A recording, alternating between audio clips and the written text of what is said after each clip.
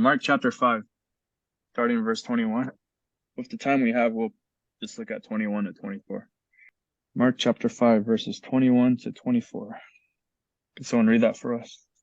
When Jesus had crossed over again in the boat to the other side, a large crowd gathered around him, and so he stayed by the seashore.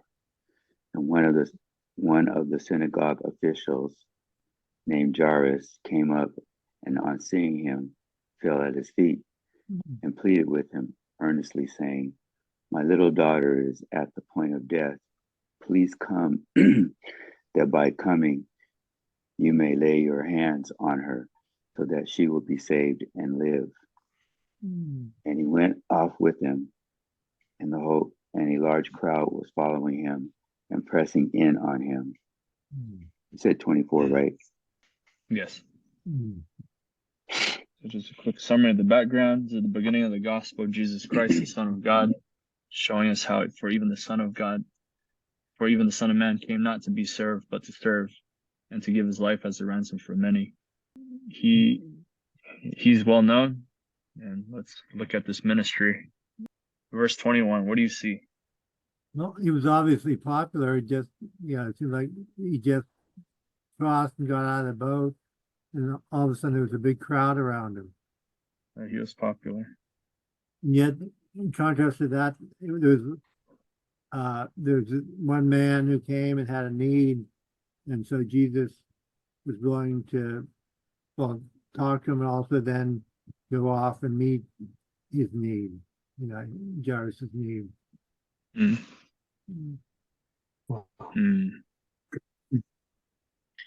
Remember the crowd that wouldn't make way when the friends wanted to bring the paralytic to him? And the crowd is so large that Jesus has to stay by the seashore. Yeah. But immediately, one of the synagogue officials, this would have been also a well-known man in the city. They parted way for this guy. So again, see how the synagogue official differently than they would a paralytic. It's not the same crowd, but it's just the same mentality. Like when Zacchaeus wanted to go see Jesus, the crowd wouldn't let him through. The tax collector. Oh, yeah. But he was just a tax collector. And they were offering. So I'm sure they treated him a lot different because he was considered a traitor. Yeah. Yes. And even though he was the official of the synagogue, he humbled himself by falling at Jesus' feet. And no, this would be a very big, no, because the religious leaders were against Jesus at this point. What other observations? So we see Jesus, we see a large crowd. Jairus? Matthew Thomas Jarvis is an English former professional footballer who played as a winger. Should I keep going? See, at least that didn't go off during someone's sermon. So What was that? I don't know. I think my headphones switched to my computer audio, and then Siri just started talking to me. I'm gonna shut her off on my computer. I don't even know what time it is. that happened to me in Anchored once. So Yeah, it did. yeah, Pastor Hargrove set off my iPad. Yeah, you blamed Pastor Hargrove too. Yeah, because he did. It was his voice. And then Jesse's turned bright red, and you were cool as a cucumber. Yeah. Besides that, who? Okay, we see the what's happening. Probably didn't know what had happened just across the lake. Oh yeah, right. I'm not sure if you could see the lake at that point. See the other side. Probably not. It was interesting. You have one crowd telling him to leave, and you have another crowd. But same with both crowds. They're like no-name people who just gather and not really to follow Jesus for what he's teaching. It's like they were anticipating him. They see this boat coming from the distance, and it must be Jesus's boat. Or they're just waiting there to see which boat was his. And Jairus appears that he had faith that, at least that Jesus could heal that he was desperate and he wanted Jesus to do something. So he seemed to believe that there was something Jesus could do about it. Can you imagine that his enemies believed he could heal? We talked about this last time. I forgot where, but there are people today who believe in the resurrection. There are people today who believe the miracles did happen, but they don't believe Jesus is God.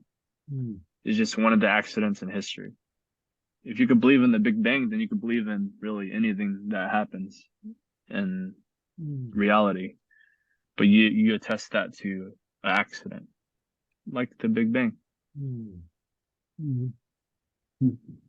But yes, he believes that Jesus can heal his daughter. Yeah, and by crossing back at the sea, now they're back they're back in the Jewish world. They're not in the Gentile world anymore, right? Yeah, very good. Well, where was it? Is it Acts 4 where the Pharisees, when the disciples when Peter and John heal a man, they say, yeah, we can't deny this miracle, but we'll tell them to keep quiet about it. So yeah, apparently they knew they couldn't deny it, but they didn't want it to become known. So I mean, sort of the same thing again. Even the end of Matthew, when the Jewish leaders paid the Roman guards off to lie about the resurrection. Yeah. Or even when Nicodemus came to him, he said that to Jesus that he knew that he was a man of God because of the miracles that he had performed. So and he said so it means he was a big leader. So I'm sure that they had discussed amongst themselves, this man can do things that no human can do. Jairus could have well knew Nicodemus too. Don't know this region, how close it is. He fell at his feet. This is huge. It's not just asking someone. This is he's pleading. Yeah. Jesus. I don't think he was falling at his feet worshiping. No, well, no. At least it doesn't say that here. No, Yes, I mean, so I mean, it is an expression kind of saying that he knew that Jesus could do it. Oh, I think I forgot to share this too. Brian called me and he said their tiny homes got flooded, so they got moved into motels for temporarily. He was up in water up to his knees. So that's, Wow. yeah, that's crazy, huh? Wow. It must be a lot of rain then if it didn't happen beforehand. Yeah. Yeah. Thank God he's not there. So the man pleaded with Jesus earnestly. Yeah. And this man loves his daughter. Yeah. And he's desperate. At the point of death. I was trying to compare all the different, because pleading comes up a lot, like this whole passage. Yeah. And like, Mark 5:10, Legion pleaded with says the same thing. Legion pleaded with he began pleading with him earnestly not to send them out of the region. Yeah.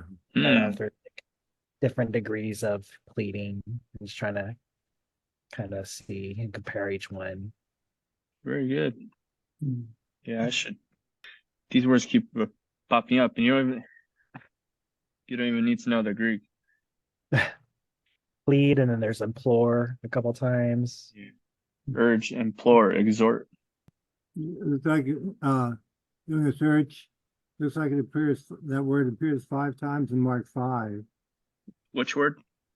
Well, implore or entreat. Yep. The demon pleaded. Yeah. The crowds pleaded. The man pleaded. Wow. Yeah, this whole chapter is full of pleading. Yeah. So just looking ahead, the woman did not plead with Jesus. The woman with the hemorrhage. No, yeah, she just went and touched him and got healed. Yeah. Yeah. Then NKJV says that he fell at his feet and begged him earnestly. And then the LSB, he fell at his feet and pleaded with him earnestly. This is a big deal. Again, It's the same as if any of our unbelieving friends started asking for help. And this is no ordinary help. This is with a crisis, and who else can heal? Yeah, He doesn't go to the religious. Maybe he did go to religious leaders asking for their prayers.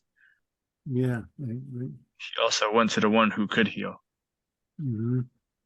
It's interesting that he assumes that Jesus has to be there, lay his hands on his daughter to heal her. Mm, You know, there's other times where Jesus just says, "Okay, he's healed. Now go back." did he ever heal by a word yet in this? He told the paralytic to get up. Yeah, right. Okay, yeah, that was him.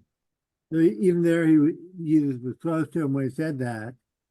You know, there's times when the guy, he's far away from the person's home, and he says, "You go your way. Your son's healed, or your person's healed." And they Yeah. And notice Jesus could have healed by speaking. He could have just corrected the person. Yeah. Jairus, I don't need to go touch your daughter. I could heal her right now. But he Yeah. doesn't do that. Mm-hmm. He had something to teach. Mm-hmm. Yeah, that is interesting. Yeah, because you remember that who was it? The centurion. Yeah, the centurion said, Mhm. don't bother to come. Just say the word, and you'll be healed." Yeah, He apparently didn't have that type of faith. but they had no history of Jesus. Just from what they heard, Mm-hmm. obviously. But this ruler of the synagogue, obviously, he's Jewish. Mm-hmm. And, the coming Messiah. So surely he would see this foretold power, in who Jesus had, and only the Messiah could have that. Mm-hmm. Put my power on display, and you surely should know who I am, compared to a Gentile, the centurion. This is still early, but what does this mean for the original audience? How can we apply it today?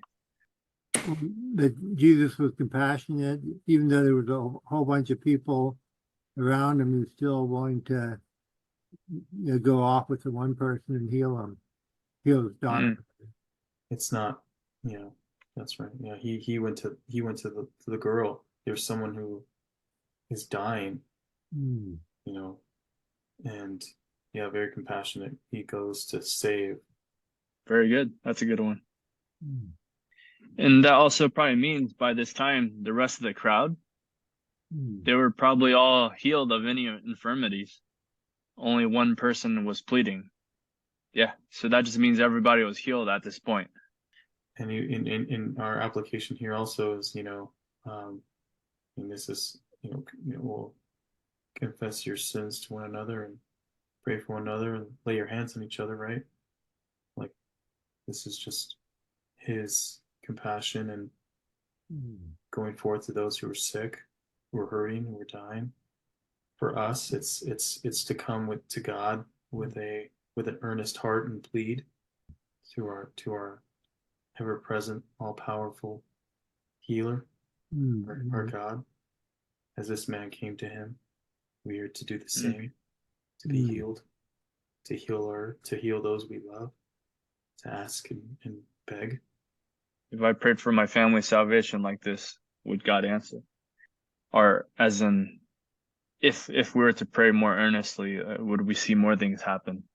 So it's not a one-for-one correlation. He never promises to save the whole world. Yeah, right. But he's compassionate. Very good. Well, it's almost 9, so we'll close here for tonight. And then if we spend some few minutes, Justin, if you had any questions about YouTube or anyone else, then I'll go and finish my homework that's due tomorrow. All right, cool. Yeah, really quick. So we can upload unlimited videos to YouTube per day, right? And shorts too. Yep. And shorts too. And then every single video gets a notification sent to a subscriber, right? Only the first 3 in the 24-hour span. Okay, got it. So we want to make sure that the most